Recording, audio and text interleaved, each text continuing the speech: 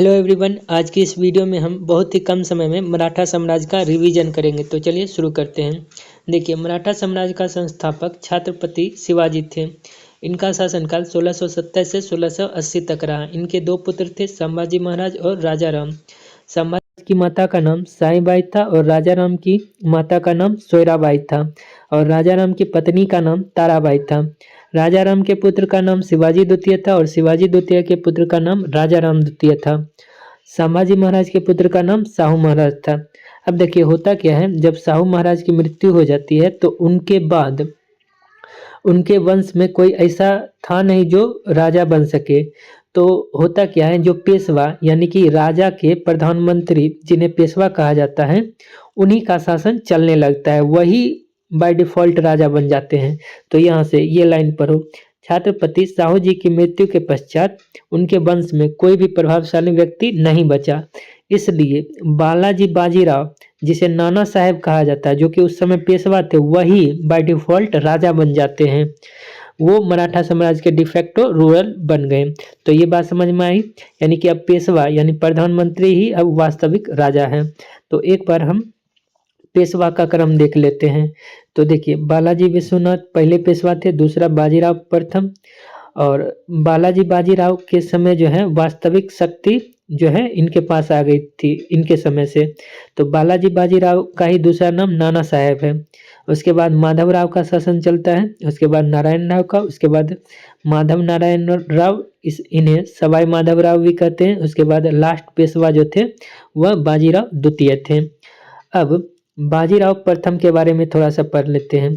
बाजीराव प्रथम के तीन पुत्र थे, बालाजी बाजीराव जिसे नाना साहेब भी बोलते हैं, और रघुनाथ राव जिसे राघोबा भी बोलते हैं, शमशेर बहादुर जिसे कृष्ण राव भी बोलते हैं। अब बालाजी बाजीराव के पुत्र का नाम था विश्वास राव, माधव राव, नारायण राव। नारायण राव के पुत्र का नाम था सवाई माधव राव। बाजीराव प्रथम के भाई का नाम था चिमाजी अप्पा और चिमाजी अप्पा के पुत्र का नाम था सदाशिव राव। और बाजीराव प्रथम की पत्नी का नाम था काशीबाई और मस्तानी, यानी कि दो अलग अलग पत्नियां थीं। तो यहाँ तक समझ में आया? ठीक। अब यहाँ से देखो, संभाजी महाराज का शासन 1680 से 89 ईस्वी तक रहा। राजा राम का 1689 से 1700। फिर शिवाजी द्वितीय छोटे थे तो इनके बिहाफ पर उनकी माता ताराबाई का शासन 1700 से 1707 तक रहा। ठीक। तो आपका क्रम पूछा जाता है कि कौन किसका शासन कैसे रहा। तो पहले शिवाजी का, उसके बाद संभाजी का, उसके बाद राजा राम का, उसके बाद ताराबाई का, उसके बाद साहू जी का, उसके बाद राजा राम द्वितीय का। अब यहाँ से देखो, कुछ समय बाद क्या होता है कि मराठा साम्राज्य अलग अलग क्षेत्रों में बढ़ जाते हैं। तो इनमें से बड़ौदा क्षेत्र का जो है उनके सरदार गायकवाड़ कहलाते हैं, और इंदौर क्षेत्र का जो है सरदार होलकर कहलाते हैं, नागपुर क्षेत्र का भोसले कहलाते हैं, ग्वालियर क्षेत्र का सरदार सिंधिया कहलाते हैं, और पूना की जागीर पेशवा को सौंप दी जाती है। तो ये रहा। अब शिवाजी के समय मंत्रियों का एक समूह होता था जिसे अष्टप्रधान कहते थे। तो इसमें 8 मंत्री होते थे। जैसे पेशवा, प्रधानमंत्री को पेशवा बोलते थे। तो पेशवा या मुख्य प्रधान या प्रधानमंत्री, ये कौन होता था? राजा का प्रधानमंत्री। अमात्य को राजस्व मंत्री भी बोलते हैं। अमात्य या राजस्व मंत्री या मजूमदार, यह कौन होता था? वित्त मंत्री बोल लो या फिर वित्त एवं राजस्व मंत्री। तीसरे पद का नाम था मंत्री या फिर वाक्यानवीस। इसका काम क्या था? राजा के दैनिक कार्यों तथा दरबार की प्रतिदिन की कार्यवाहियों का विवरण रखता था। अब चौथे पद का नाम था सचिव। सचिव जिसे चिटनीस या शुरनविस भी कहते हैं। इसका काम था पत्राचार विभाग से संबंधित या फिर राजकीय पत्र व्यवहार का कार्य देखना। ये बोल लो चाहे ये बोल लो।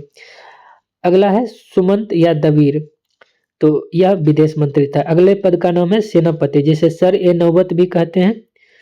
इसका काम था सेना की भर्ती, संगठन, रसद आदि का प्रबंध करना। अगला पद का नाम है पंडित राव, जिसे सदर मुहतसिन भी बोलते हैं। विद्वानों और धार्मिक कार्यों के लिए अनुदानों का दायित्व निभाना, यह इसका काम था। अगले पद का नाम है न्यायाधीश या मुख्य न्यायाधीश था। तो ये अष्टप्रधान देख लिया। अब हम इनके समय की पानीपत का तृतीय युद्ध हुआ था वो देख लेते हैं। तो पानीपत का तृतीय युद्ध 14 जनवरी 1761 को हुआ था और यह अहमद शाह अब्दाली और सदाशिवराव के बीच हुआ था। सदाशिवराव कौन था? तो हमने बता दिया था, चिमाजी अप्पा का पुत्र था। अब देखिए अहमद शाह अब्दाली अफगानी था, तो जिसमें कि अहमद शाह अब्दाली की जीत हुई थी। अब अहमद शाह अब्दाली जो था वह नादिर शाह का उत्तराधिकारी था, यानी कि उसका पुत्र था। तो एक बार आप क्रम याद रखना, नादिर शाह का उत्तराधिकारी अहमद शाह अब्दाली और अहमद शाह अब्दाली का उत्तराधिकारी तैमूर शाह। अहमद शाह अब्दाली को अहमद शाह दुर्रानी भी कहा जाता है, तो ये याद रखना। अब एक क्वेश्चन है कि अहमद शाह अब्दाली के भारत पर आक्रमण और पानीपत की तीसरी लड़ाई लड़ने का तात्कालिक कारण क्या था? तो तात्कालिक कारण यह था कि उसका बेटा यानी कि तैमूर शाह लाहौर पर शासन चल रहा था, उसको मराठों ने खदेड़ दिया था। तो इसका उत्तर हो जाएगा वह मराठों द्वारा लाहौर से अपने वायसराय तैमूर शाह के निष्कासन का बदला लेना चाहता था, इसलिए अहमद शाह अब्दाली ने भारत पर आक्रमण किया था और पानीपत की तीसरी लड़ाई लड़ी गई थी।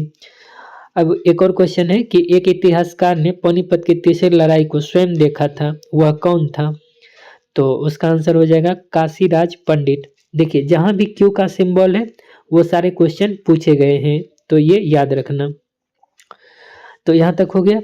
अब देखिए, अब इनके समय अंग्रेजों से 3 युद्ध हुआ था जिसे आंग्ल मराठा युद्ध कहते हैं। तो ये तीनों युद्ध देख लेते हैं। प्रथम आंग्ल मराठा युद्ध हुआ था 1775 से 82 और इस समय गवर्नर जनरल वारेन हेस्टिंग था। द्वितीय 1803 से 5, इस समय गवर्नर जनरल लॉर्ड वेलेस्ली था। तृतीय 1817 से 19, इस समय गवर्नर जनरल लॉर्ड हेस्टिंग था।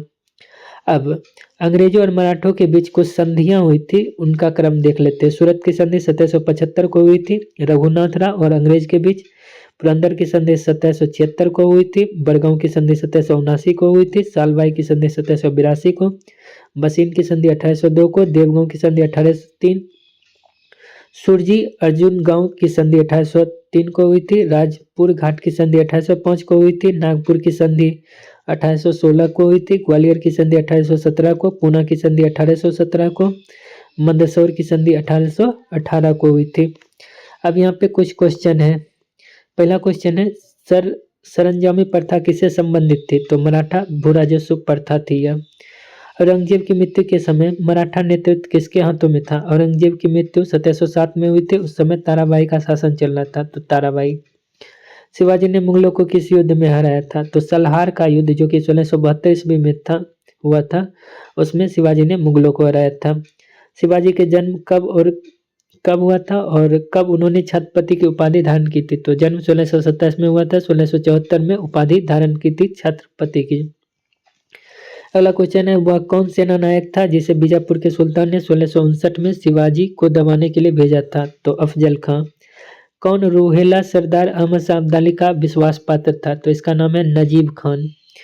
अगला क्वेश्चन है शिवाजी मुगलों की कैद से भागने के समय कौन से नगर में कैद थे? तो आगरा। शिवाजी की राजधानी कहाँ थी? रायगढ़। शिवाजी का छत्रपति के रूप में औपचारिक राज्याभिषेक कहाँ पर हुआ था? तो रायगढ़ में। शिवाजी के गुरु का नाम रामदास था। अब शिवाजी के शासनकाल की कुछ घटनाएं हैं, उनको क्रम से सजाना है। तो देखिए सबसे पहले चाकन के किले पर विजय 1648 ईस्वी को हुई थी। दूसरा मुगलों से मतभेद का प्रारंभ 1657 ईस्वी। तीसरे नंबर पर अफजल खां का प्रकरण 1659 ईस्वी। चौथे नंबर पर सूरत पर आक्रमण तथा लूटना 1664 ईस्वी को हुआ था। तो यहाँ उत्तर हो जाएगा 1, 3, 2, 4। अगला है अष्टप्रधान नाम की मंत्रिपरिषद क्या थी? तो मराठा प्रशासन में थी यह। अष्टप्रधान का गठन शिवाजी ने किया था। और अगला क्वेश्चन है कि निम्न में कौन सी मुद्रा छत्रपति शिवाजी के राज्य में प्रचलित रजत मुद्रा नहीं थी? तो रुका जो थी वह तांबे की मुद्रा थी, बाकी रुपया, लारी, टका ये तीनों रजत की मुद्रा थी। अगला क्वेश्चन है किसके समय से मराठा राजा नाचीज हो गया और पेशवा वास्तविक शासक? यानी कि किसके समय में पेशवा के हाथ में वास्तविक सत्ता आ गई थी? तो बालाजी बाजीराव के शासनकाल में। मुगल साम्राज्य के पतन के बाद मराठा सबसे शक्तिशाली देशज शक्ति के रूप में उभरे थे। तो ये कथन ट्रू है या फॉल्स? तो एकदम ट्रू है। मुगल साम्राज्य के बाद जो है मराठा सबसे शक्तिशाली साम्राज्य के रूप में उभरा था। तो ये मेरा आपका खत्म हुआ कौन सा? मराठा साम्राज्य।